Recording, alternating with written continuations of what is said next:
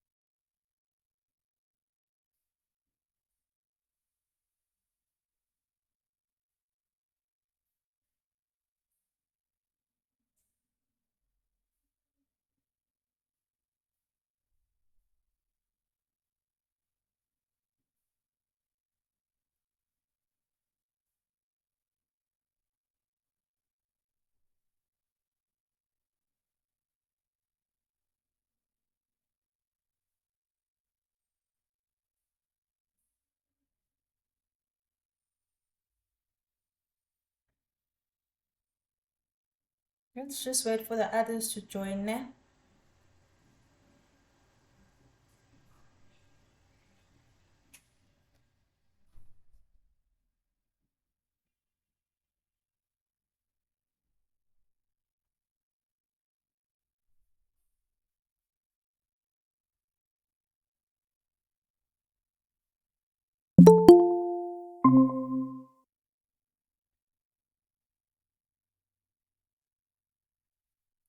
Hi, Pulusho.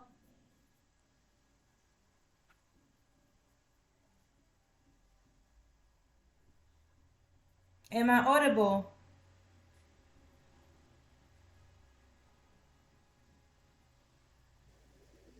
Hi, yes, you are. Oh, okay, thank you.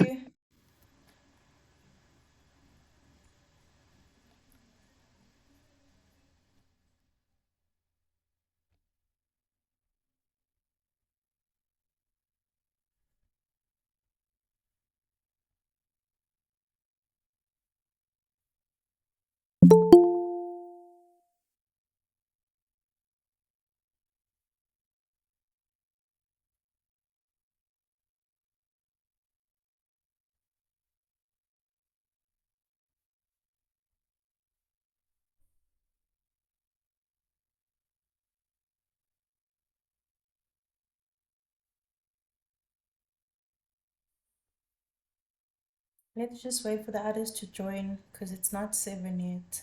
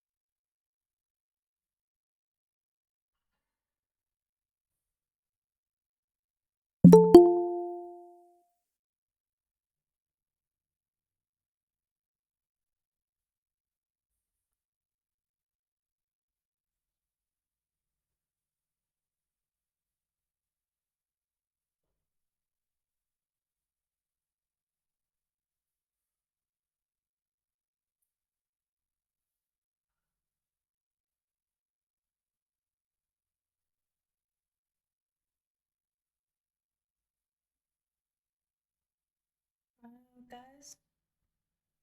We're going to start at 7:05. Let's just wait for 4 more minutes, then we'll proceed. Is that okay with everyone?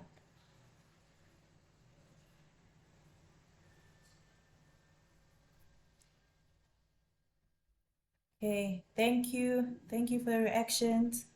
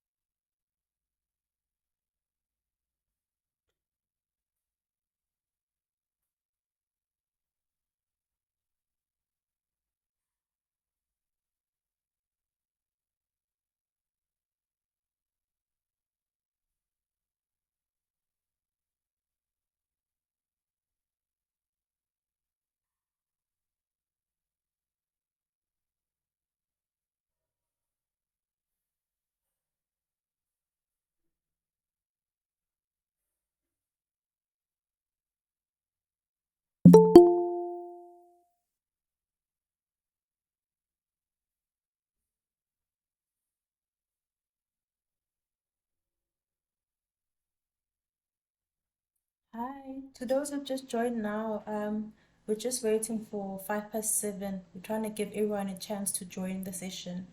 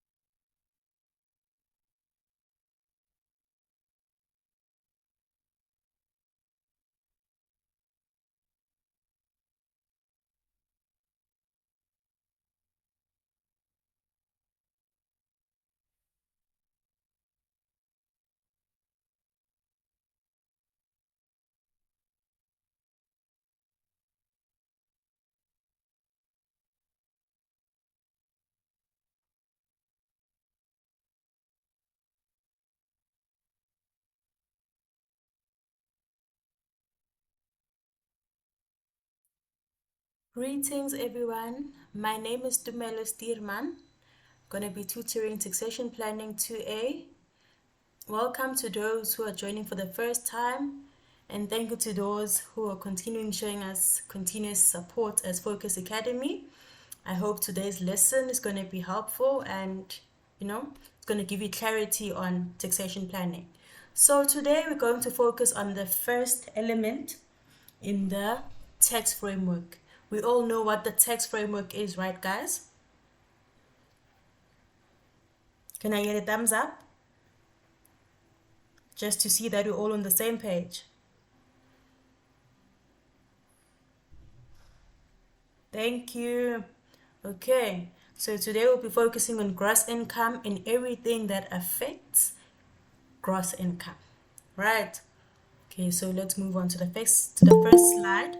So the first slide is talking about definitions, right? It's based on definitions. So there are two different definitions for gross income, depending on whether a person is a resident or a non-resident. The definitions are not that different, but they're just a few words or points that are different. So for a resident is someone who stays here in South Africa, someone who their true home is South Africa, right? And then a non-resident is someone who stays in another country, right? Is everyone happy with that? Okay, thank you.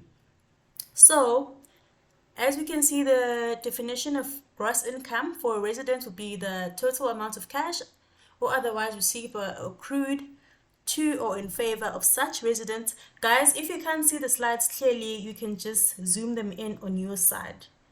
Can we all do that, guys, please?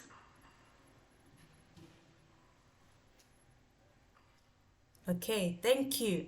I'm going to try to slow down. I feel like I'm talking too fast. So the gross income for a resident is the total amount in cash or otherwise received by or accrued to or in favor of a resident. This gross income amount excludes receipts or accruals of a capital nature. So here I listed the example of receipts that are of a capital nature. So first example would be the sales of an asset. Okay, so maybe you selling machinery, that's your asset, and other examples of assets. And then it could be investments, donations, membership fees, insurance claims, cash loans, and selling your shares, the money that you receive, the proceeds that you receive from selling your shares. Are we still all on the same page? Thank you. Okay. And then there's a definition for gross income for non-residents. And like I said, non-residents are people who are not staying in SA, right? In South Africa. So it's the same definition, it just differs here and there. So it is the total amount in cash or otherwise received by or accrued to or in favor of such person from a source within the Republic during such a year or period of assessment, excluding receipts or accruals of a capital nature.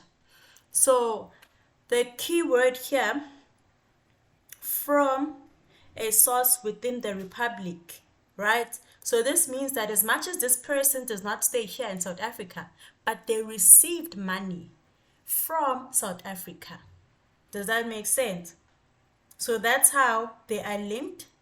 That's how they are linked with us, because they received money from us. Does that make sense?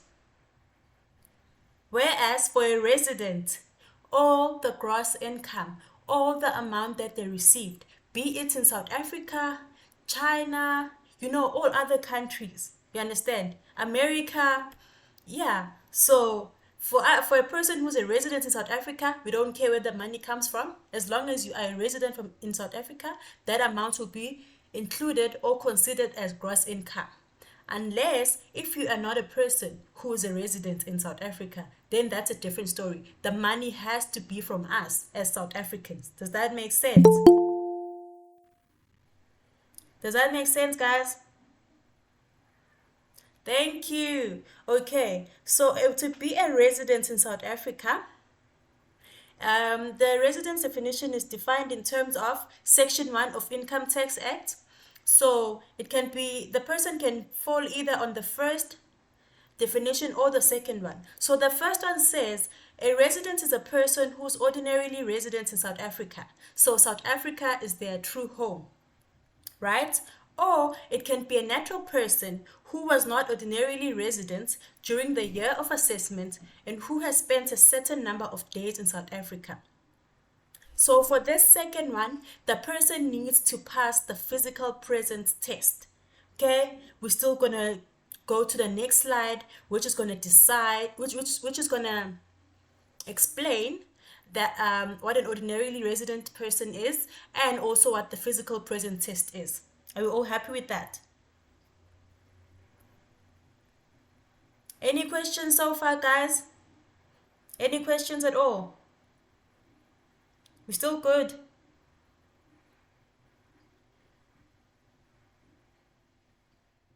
Thank you. Okay. So now, like I said on the previous slide, so for a person who is a resident, their income is going to be taxed on the worldwide income. This means that no matter where the money is coming from, SARS is going to tax the money, right? No matter where the money is coming from. But for a non-resident, we're only going to tax money that is from SA. Does that make sense?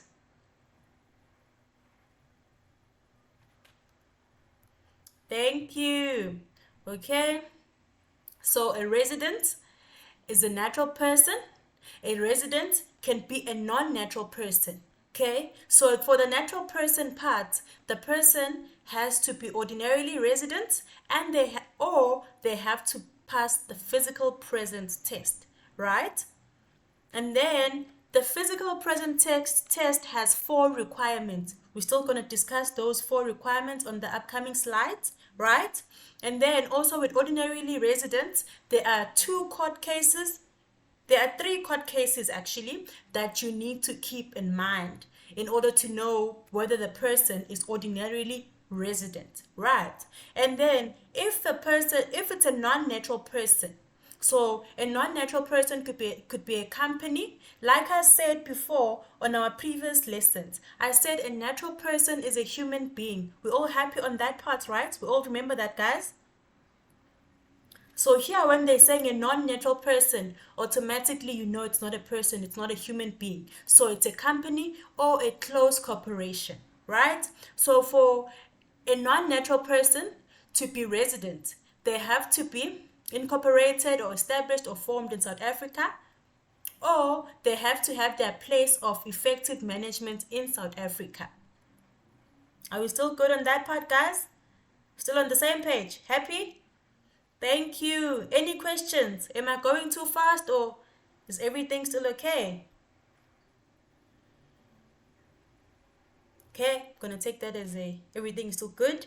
Okay, and then the next slide, like I mentioned, that for ordinarily residents, there are a few court cases that you need to use in order to confirm whether a person is ordinarily resident. So it's the Cohen versus CIR.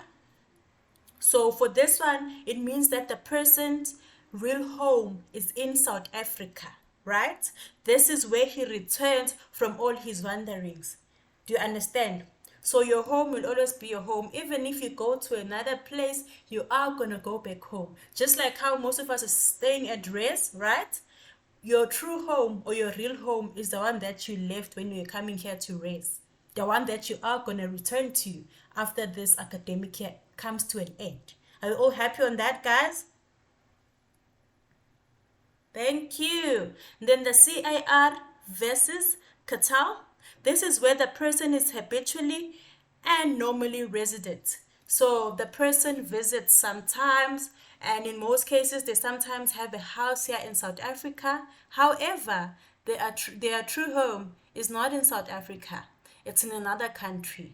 But out of habit, they visit here sometimes. Are all good on that part, right? I am going to send the court cases on the WhatsApp group, which explain more. It explains more about these court cases. So if there's something you still don't understand, the court cases that I'm going to send, you have examples on them, so you're going to understand it much better. Are you all good and happy on that part, guys? Thank you. Okay, we move on to the physical present test, right? So these first 2 things that we've dealt with are concerned with a natural person. We all agree, because the natural person has to either be ordinarily resident or they have to pass the physical present test, right? Okay, so the physical presence test is performed over a period of 6 years, and all of these things that are listed below must all be met. Take note, they must all be met. Not just 2, not just 1, but all 4 of them have to be met. Okay, so the first point or the first requirement would be that this person is not ordinarily resident at any time during the current year of assessment, right? That's the first one. And the person has to be 91 days or more in aggregate in the current year of assessment. They have to be here in South Africa, right? We're all happy with that part, guys? So 91 days upwards, this person has to have been here in South Africa for the current year of assessment. Then point number 3, again, 91 days or more. So greater than 91 days in aggregate during each of the preceding 5 years of assessment. So what does this mean?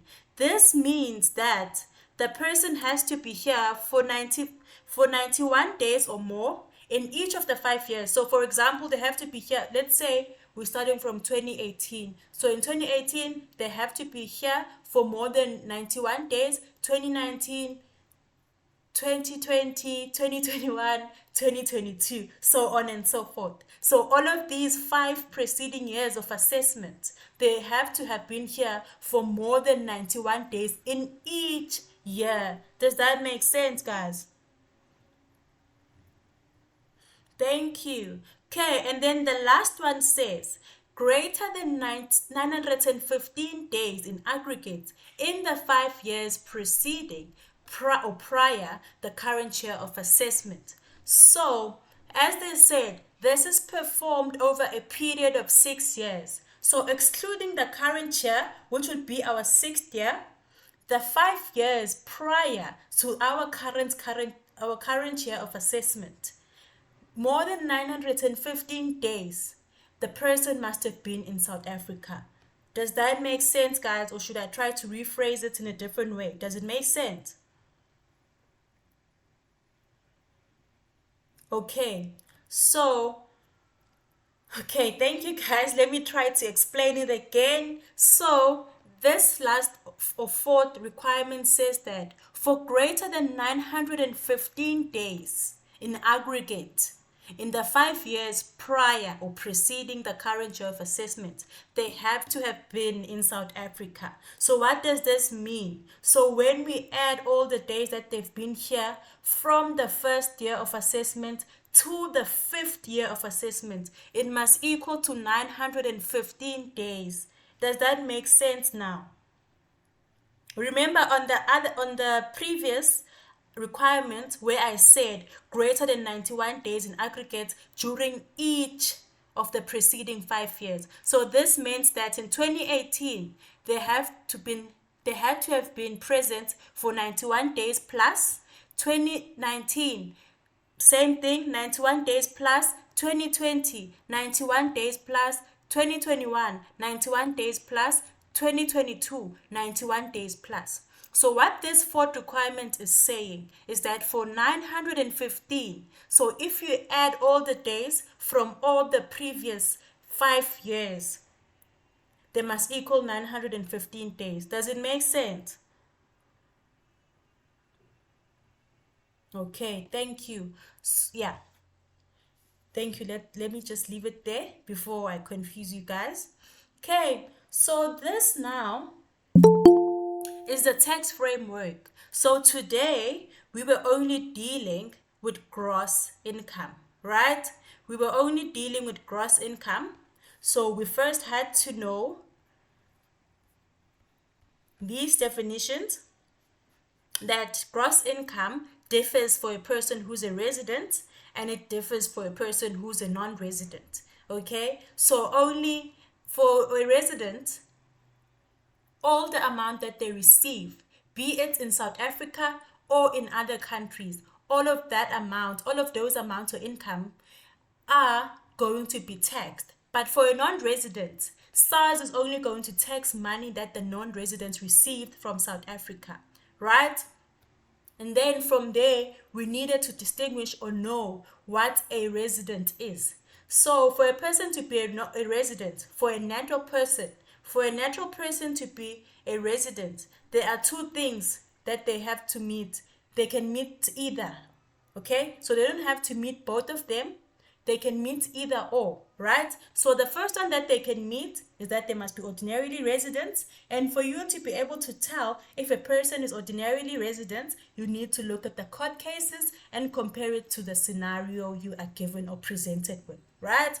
Then the physical present test is the one we did just now, like a few minutes ago, a second even, this one. So all of these four requirements have to be met in order for you to say, yes, this person is ordinarily resident. Why? Because they passed the physical present test. Yes, they are a resident because they passed the physical present test. Are you all happy on that, guys? Okay, thank you.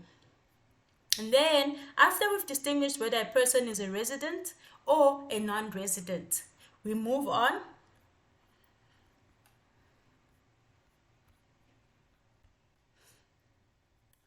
That's all, guys, actually. Yeah. So that's it for gross income, guys. Another thing that you need to know is that not all income that you receive is going to be gross income, because some of them are of capital nature. And as it's written here in the definition, we have to exclude receipts or accruals that are of a capital nature. And to make it easier for you guys, I've listed all the examples or some of the examples of capital nature. So it's all written here, guys. Any questions?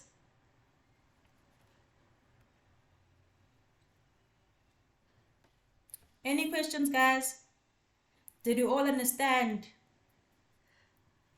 Did you all understand everything?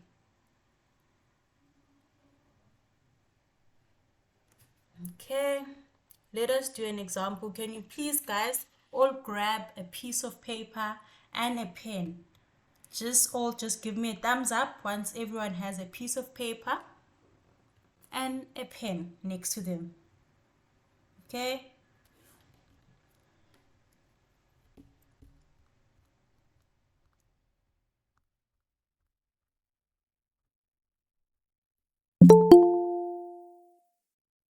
Okay.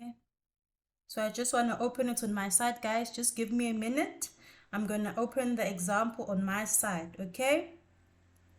I'm going to open the example on my side. Just give me a minute.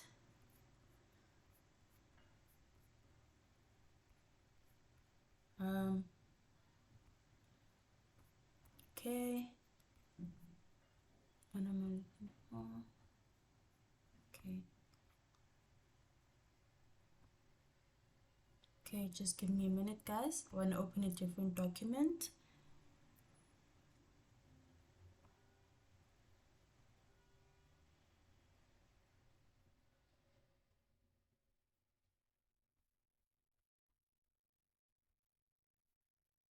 Okay, guys, I'm still trying to open the example. Just give me a minute. Okay.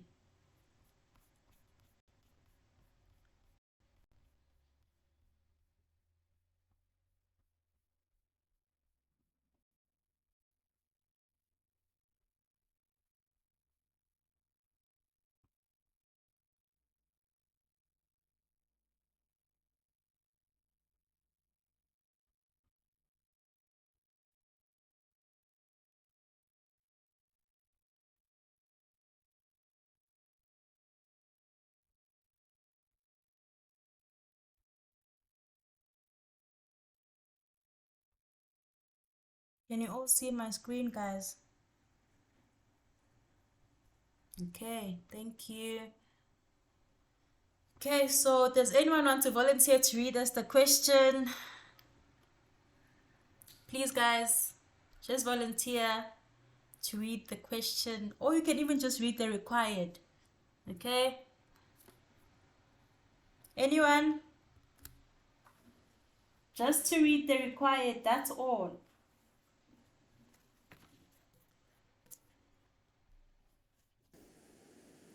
Yeah, I guess no one is.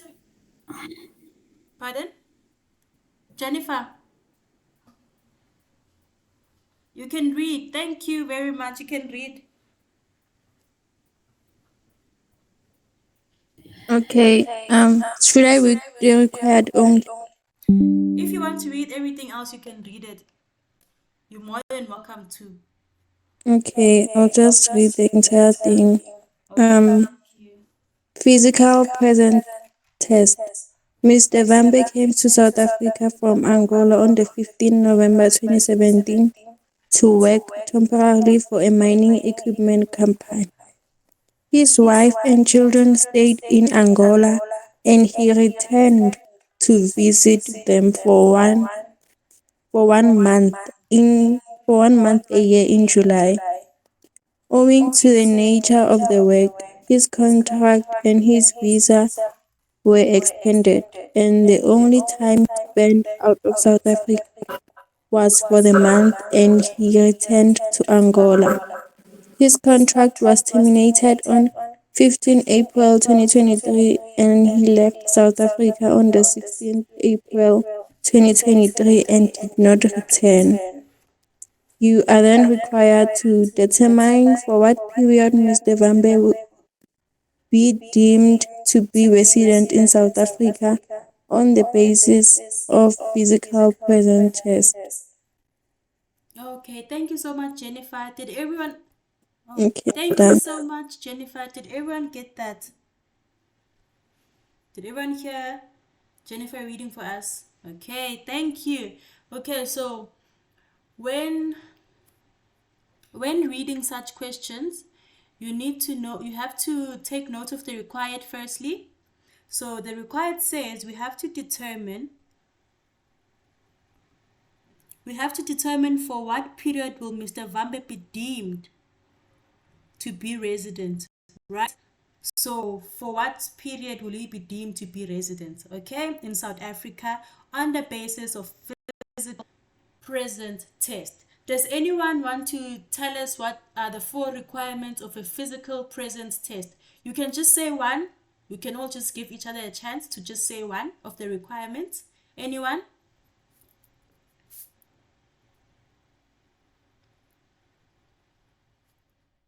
Anyone, guys?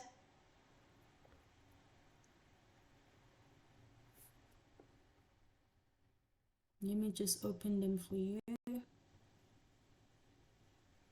Does anyone want to volunteer, guys?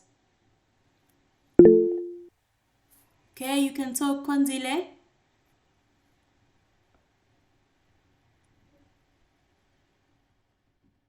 Konzile, you can unmute yourself. So the persons to be recognized, I don't know, but the person has to be here for 195 in 5 years, for 115 days in 5 years. Okay, thank you so much, Konzile. Anyone else? The next requirement?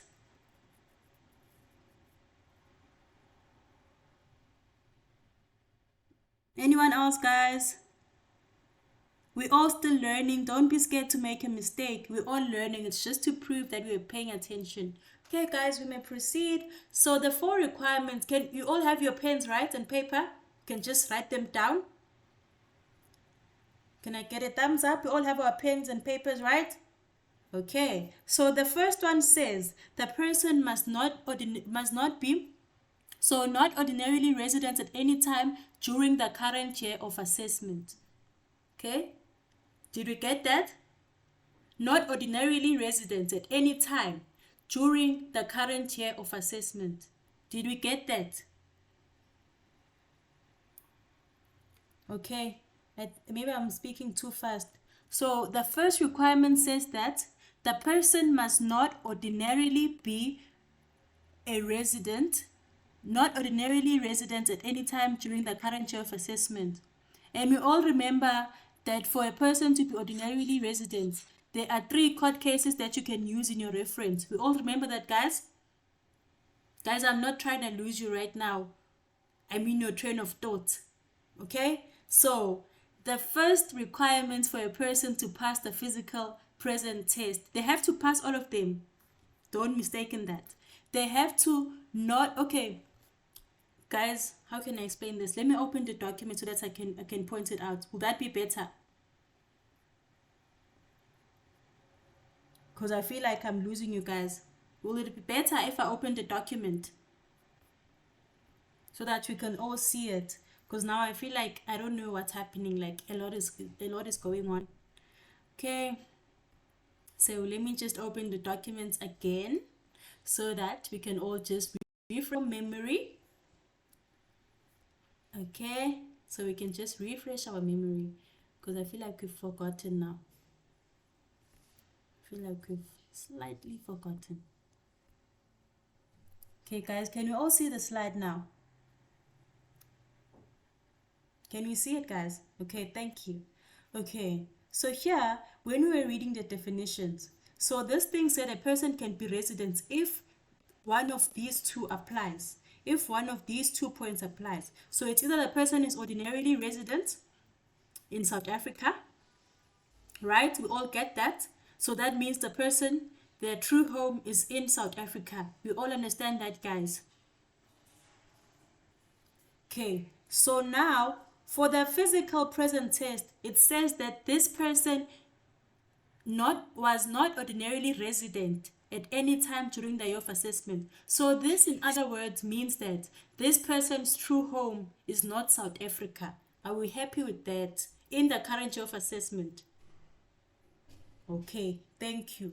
Let's move to the question again. Let's go back to the question. Did you all understand the point that I was trying to show you guys?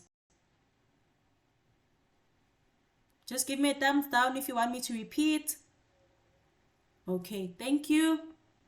Let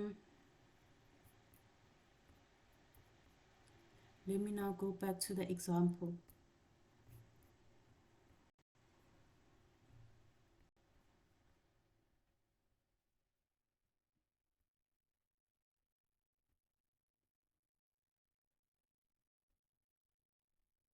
Can you all see the example now?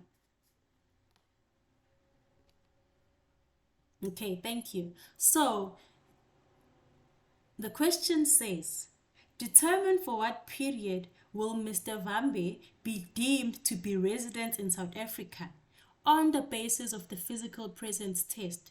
So we said the first requirement for the physical presence test, the person must not be ordinarily resident during the current year of assessment. Right? That's the first one. We all agree, guys? That's the first one.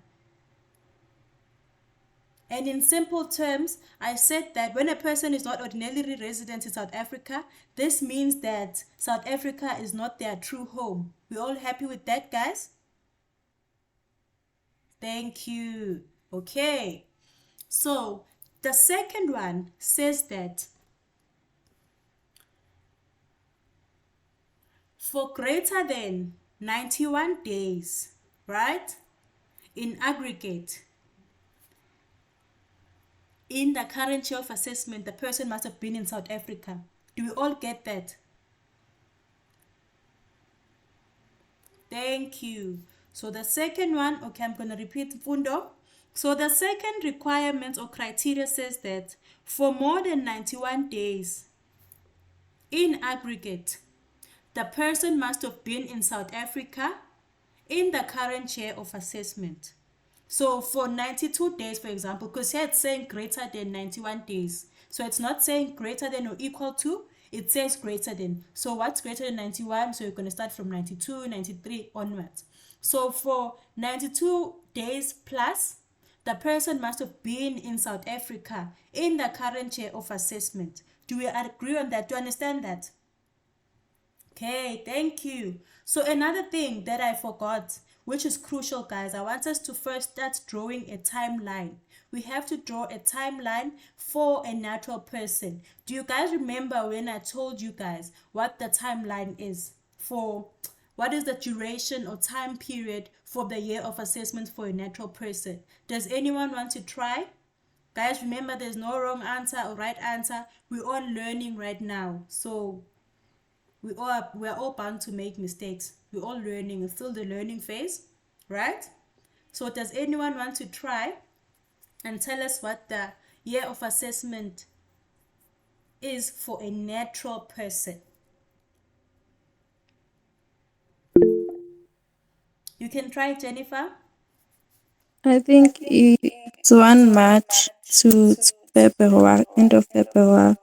Okay, thank you. That's correct. So it's 1 March to the end of Feb. It could be the 28th of Feb. It could be the 29th of Feb, depending on whether it's a leap year. Are we all happy with that, guys? Thank you. Okay, so let's move on to the next question, about to the next requirement. So far we have 2. Did you all write down those 2, guys? Okay, thank you. So the third one says, for more than 91 days in aggregate, for each year of the 5 years of assessment, the person must have been in South Africa. Does that make sense? So it means, let's just do it using the actual question. So here, when does it start? It starts on the 15th of November. Do we all agree? Thank you. So we're going to start counting from the 15th of November, right? Of 2017. And we all have we all drawn the timeline, guys, which is going to be from 1 March 2017. Have we all drawn the timeline, guys? Let's all draw it now. 1 March 2017, that's when the year of assessment will start. Is that correct? Okay, and then it's gonna end on 28 Feb 2018. Do we all agree? That's our first year, year 1, right? Have we all drawn the timeline? Did you all draw the timeline? Okay. And then for the second one, for year 2, year of assessment 2, it's gonna start on 1 March 2018, and then it's gonna end when? When is it gonna end, guys? February 2019. Thank you. So for February 2019, it's gonna be the 28th of Feb 2019. The year of assessment for year 3 is gonna start on 1 March 2019. And when is it gonna end?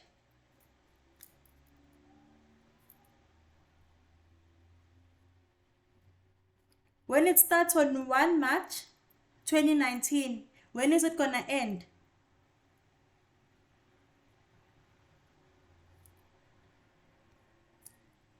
It's gonna end on 29th of Feb, because that's a leap year. It's gonna end on the 29th of Feb 2020. Are we all still on the same page, guys? Thank you. And then year of assessment 4, it's gonna start on the 1st of March 2020, and then it's gonna end on 28th of Feb 2021. Are we all still happy? Okay. Year of assessment 5 is gonna start when? 1st of March 2021, and then it's gonna end on the 28th of Feb 2022. Do we all agree? Thank you. And then the last one, year of assessment 6, is gonna start on 1st of March 2022, and then it's gonna end on the 28th of Feb 2023. Are we all happy? All good? Okay, so do we all have the 6 timelines for the year of assessment? Okay, so now let's focus on the given information. So we said the third requirement must be greater than 91 days for each of the 5 years. So can we all go ahead and just count? So for the first timeline, it started on the 15th of November. So from November 15 to February 28, how many days are they?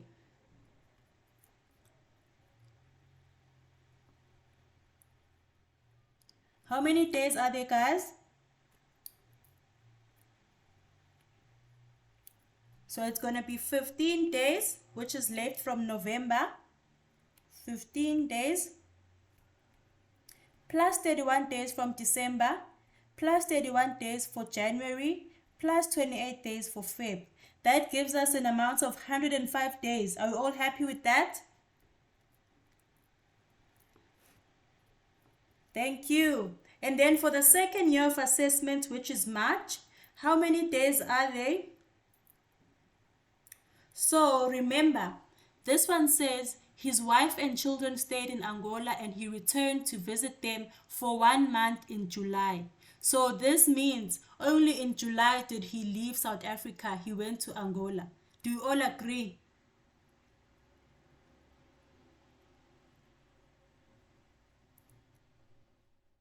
Okay, thank you. So how many days are there in July?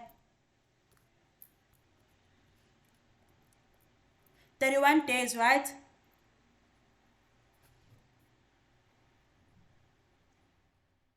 Okay, so from 1 March 2018 to 28 February 2019, how many days did he stay there? So it's 365 days minus 31 days. That means it was 334 days. Do we all agree? Thank you. Okay. And then from year 3, the year of assessment, 1 March 2019 to 29 February 2020, we still minus 1 month again. So now it's going to be 335, right? Okay.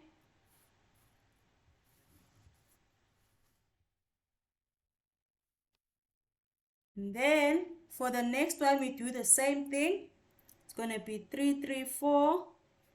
And then for year 5, it's going to be 334. Do we all agree? Are we all still on the same page? Okay, so for year 1, which was 1 March 2017 to 28 February 2018, we all have 105 days, right? And then 1 March 2018 to 28 Feb 2019, we have 334 days, right? Then 1 March 2020 to 28 February 2021, we have 334 days, right? And the 5th year, which is 1 March 2021 to 28 Feb 2022, we have 334 days, right? Then for the last one, we have to read this here. His contract terminated on 15 April 2023, and he left South Africa on the 16th of April 2023.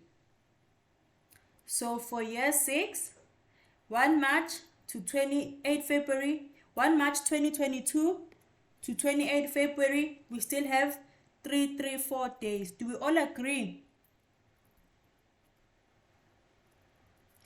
But for the year of assessment, that starts on the 1st of March 2023 and ends on the 28th of Feb. On the 29th of Feb 2024, he was only there for how many days? 16 days. 46 days. Do we agree? Because 1 March to April 15, April 16 to be precise, that's 46 days. Do we agree? No, 15 April. Guys, do you understand what I'm saying? So, for the year assessment, which begins on the 1st of March 2023 and is supposed to end on the 29th of Feb 2024, he was only present in South Africa from 1 March to 15 April because his contract was terminated. Are we all happy with that part? So how many days was he there for the year of assessment that is supposed to end on 2024? He was only there for 46 days. How is it 46 days?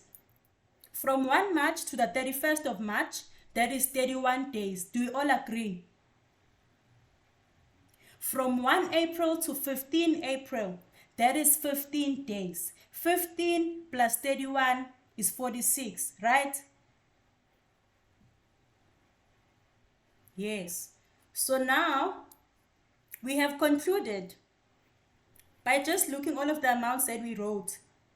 Do we all have the amounts for all of the timelines? Or is there some amounts that are missing? Do you want me to repeat the amounts, guys, so we can all check ourselves? Please repeat the amounts. Okay, I'll repeat them just now.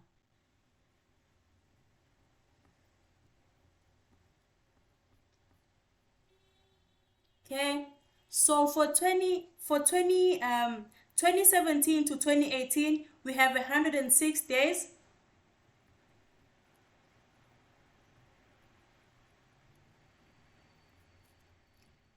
Guys, can I get a thumbs up?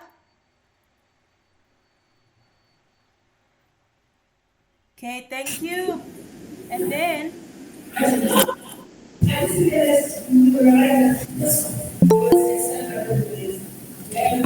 guys can, okay, so for the first one, we're done. And then for 2018 to 2019, we have 334 days that he was present in South Africa. Do we all agree? Do we all have that amount? Thank you. And then from 2019 to 2020, we have 335 days. Do we agree? Do we know why it's 335? Because that's a leap year. Are we all good on that part, guys? Thank you. And then from March 2020 to February 28, 2021, we have 334 days, right? And then from March 2021 to Feb 2022, we have 334 days again, right? And then from March 2022 to February 2023, we have 334 days again. Are we all happy? Are we still all on the same page? Thank you. And then for the last one, from 1 March, for the year of assessment that starts on the 1st of March 2023 and ends on the 29th of Feb 2024, we only have 46 days. Do you all have 46, guys? If you don't understand where the 46 comes from, feel free to ask a question. Don't be scared to ask a question, guys. Do you all know where the 46 days comes from? Thank you. Okay. And then, now, what was the question? The question was asking us, which year does he pass the physical present test? Right? Do you all remember that question? Can you guys still see my screen?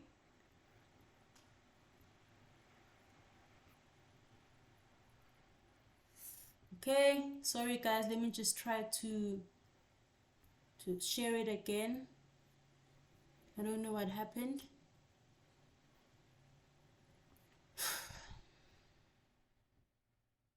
Just give me a minute.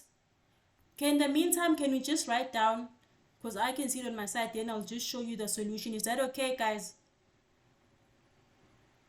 Okay, so Mr. Vambe is a resident in South Africa from 1 March 2022 to February the 28th, 2023, because he was in South Africa for more than 91 days in that year. and more than 91 days in each of the years from 2017 to 2023. Do we all agree? For all of these years that we've mentioned, he's been in South Africa for more than 91 days. Do we all agree on that one? Excluding the last one, which is for 1 March 2023 to 28 Feb 2024. Do you all understand that? Okay, thank you. And then, so he was a resident from the year of assessment that ended in 2019 to the year of assessment that ended in 2023. Do we all agree? The only year that he was not a resident is the year that began on 1 March 2023 and ended on 29 Feb 2024. Why is that? That's because he was present only for 46 days. Do you all understand that? Do you all understand that, guys? Okay, thank you. Let me just try to show you guys the solution. That's the solution that we just discussed now. Let me just try to show you guys. I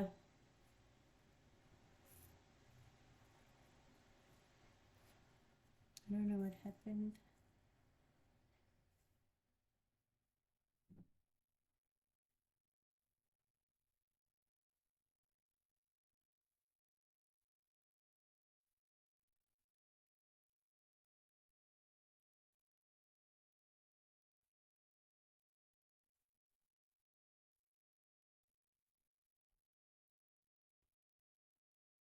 I'm still trying to show you guys the solution.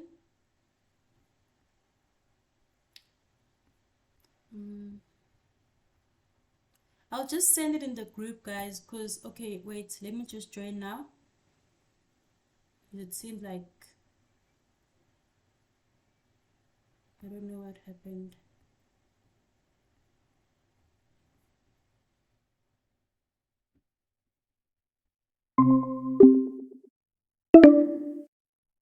Okay, guys, can you hear me, guys? Can you guys hear me? Okay, let me just show you the solution, guys. Can you see it, guys? Okay, so can you just read through it, because you've already went through the solution, and then just ask questions where you don't understand. Is that okay?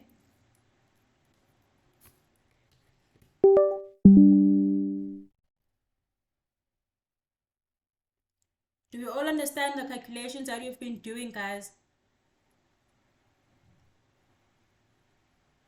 Okay, thank you. The session is almost over. It's ending in 1 minute, guys. So thank you very much for joining the session. I hope to see you on the next one. If you have any questions, feel free to ask questions on the group, guys. Don't be shy. If you are scared to ask on the group, you can privately message me. But please be mindful of the time that you're asking me the question. Can't be like too late at night, because I might take long to respond. Do you understand? So it's just going to depend on when you send the question. But I am going to respond, that's for sure. So thank you, guys. Enjoy the rest of your evening. Hope to see you on the next session. If you don't have any questions, we may end the session here. Any questions? Okay. Any questions, guys? Guess there aren't any questions. Okay. Do you guys have questions? Pulusho, Mbali, Jennifer, do you guys have questions?